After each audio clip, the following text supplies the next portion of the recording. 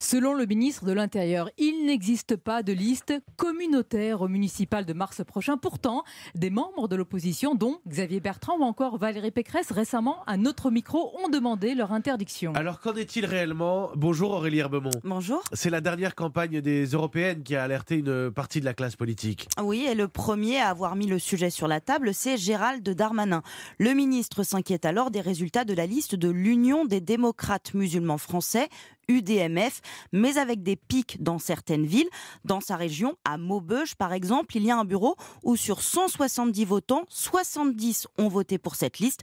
Ce parti a obtenu plus de 10% dans 50 bureaux de vote du pays et plus de 15% dans 20 bureaux. Alors combien de listes municipales UDMF, comme vous dites Aurélie ? Alors l'UDMF veut monter des listes dans une cinquantaine de villes, Paris, Marseille, Nice, quelques villes du Nord comme Maubeuge ou encore en Touraine, à Jouer-les-Tours. Le parti s'organise aussi dans des villes de région parisienne, Gennevilliers, Mantes-la-Jolie, les Mureaux ou en banlieue lyonnaise, Vénissieux et Vaux-en-Velin, où sera officiellement lancée la campagne de l'UDMF le 2 novembre. Alors, puisqu'on en parle, c'est quoi leur programme Aurélie ? Alors le parti se revendique de gauche, anticolonialiste, anti-impérialiste, antisioniste et veut lutter contre l'islamophobie. Une gazette mensuelle en ligne a même été créée en août, le Foulard déchaîné, sur le site de l'UDMF. Le programme parle écologie, économie, lutte contre l'évasion fiscale. Il comporte aussi des propositions sur la finance islamique, le halal, l'enseignement de l'arabe et regrette l'interdiction du voile à l'école.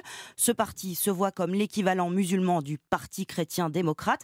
Son président, Najib Azergui, l'assure, le programme municipal n'aura rien de communautariste, terme qu'il rejette d'ailleurs. Notre programme, il ne traitera pas de transformer les cantines de l'école de la République en des cantines halal. Je vous rassure, ça ne sera pas des piscines où les femmes et les hommes seront séparés. Il faut arrêter avec cette caricature et ces amalgames.